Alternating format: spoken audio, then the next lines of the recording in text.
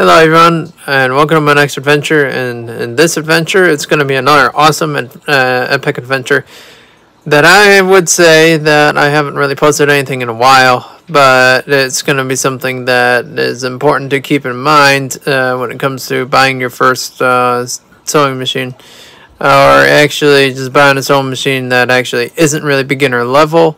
I wouldn't really recommend it to a beginner, but I'd recommend it to an advanced person who knows what they're doing with these kind of machines and etc.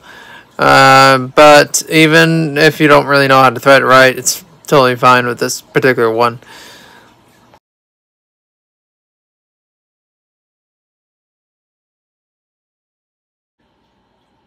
This is how everything looks and how it's supposed to be. It has the pedal right there, and you just put your pedal in here. Actually, you just want to make sure that it's actually not like that. So you want to make sure it's nice and outward there, so nothing gets caught in it as you're doing that. It's a walking foot one. You do not want to have anything in your way with your material.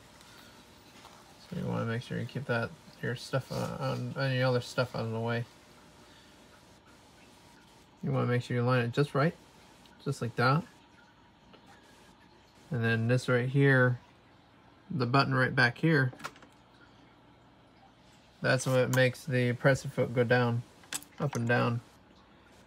And then you switch it up. It also does that too. It lets you know that you're ready to wind your bobbin. That's how you wind your bobbin. It is magnetic, so and it takes these industrial sewing machine bobbins, but it's an at-home sewing machine. So do not get this confused with an industrial sewing machine, because it's not an industrial sewing machine. As many people think it is, it's not. And it will still do the job like an industrial machine would, but you want to make sure that you thread it right in this area especially, and of course thread it right down here as well. And you want to make sure you use the right needles for your material as well, and the right size needles for your thread.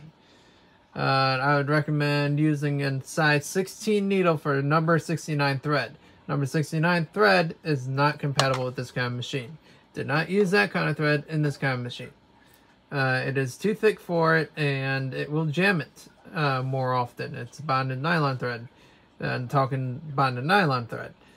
It's really nice thread and all, but you want to make sure that your machine can run that kind of thread. Whatever machine that can run that kind of thread is what you want to use for that. Usually another, like an industrial walking foot one, would actually be more compatible with that. This one right here is not really, it's close to the industrial one, but it's not really an industrial at all.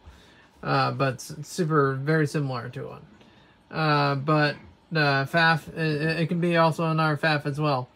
It can not be electronic. I was not going for electronic though, but it is what it is there. And this part was automatically missing from it. That's okay. I'm not really going to buy that part. I'm only going to use it just like as is, because it's still a nice machine and it still will do the job that I would want it to do.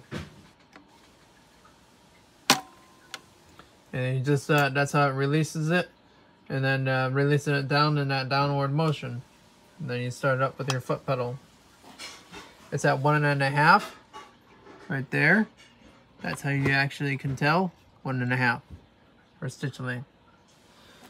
And that's how much the needle moves forward with the stitches.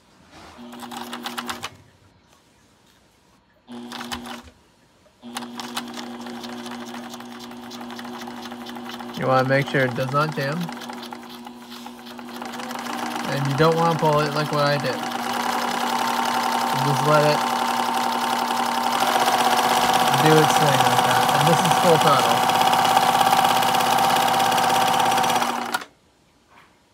And that's it. That's pretty much how that machine works there for that. But yeah, I'll show you guys exactly how to thread up your bobbin and thread up the machine there. One last thing, this is your reverse switch. This is the one that reverses it for you. And then you do that reverse, and then it reverses it. Like, I'm gonna do that right now for a quick one.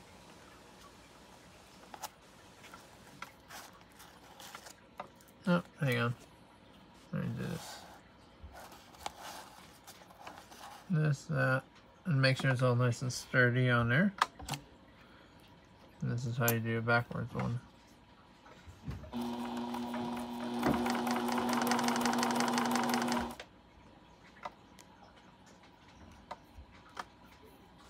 And then that's it going backwards. But then this is the thread right there. And sometimes it will come out like that.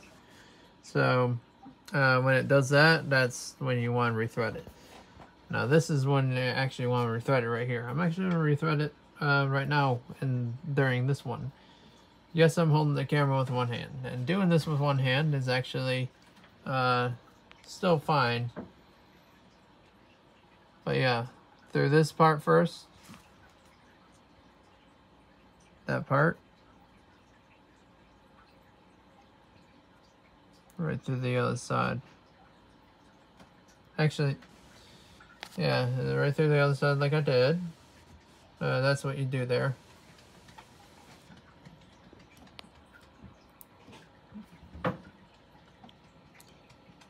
Just gotta redo it again.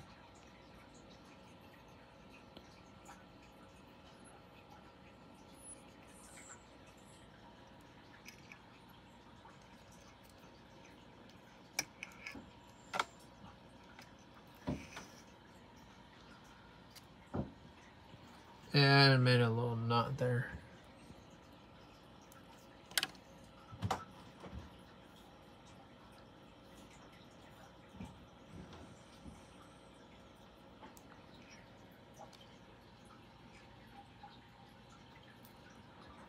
Just like that. Up through that piece right there, like that. And then your take-up lever. And then make sure that thing's out there. Boom, right into the take-up lever like that.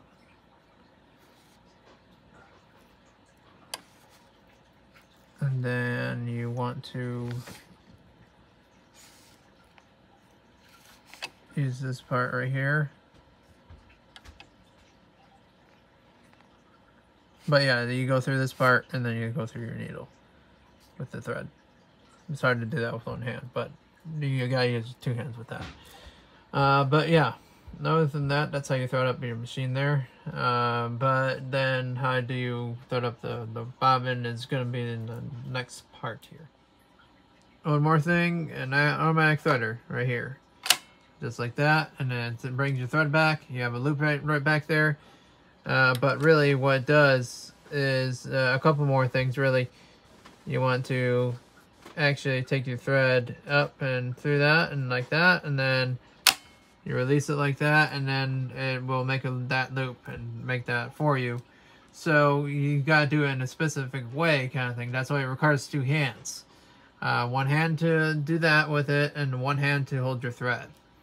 So that is something that you cannot do one-handed. In other words, I would show you guys that one-handed if I could.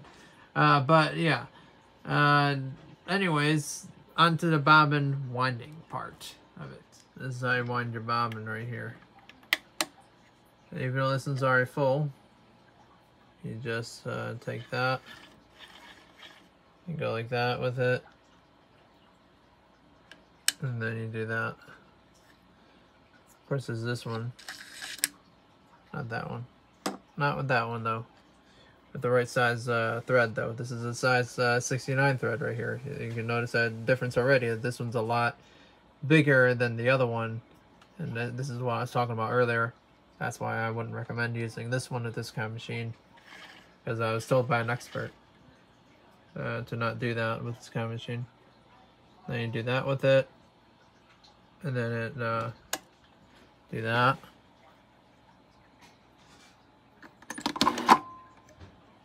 Now it's ready to do that.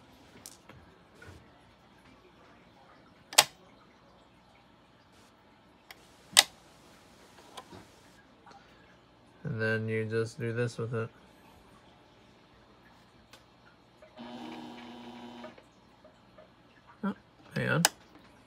Do that, and you gotta re-engage that there.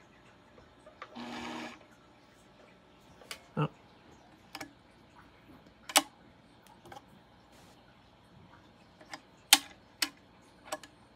But you want to make sure you do this in the right fashion, the right way.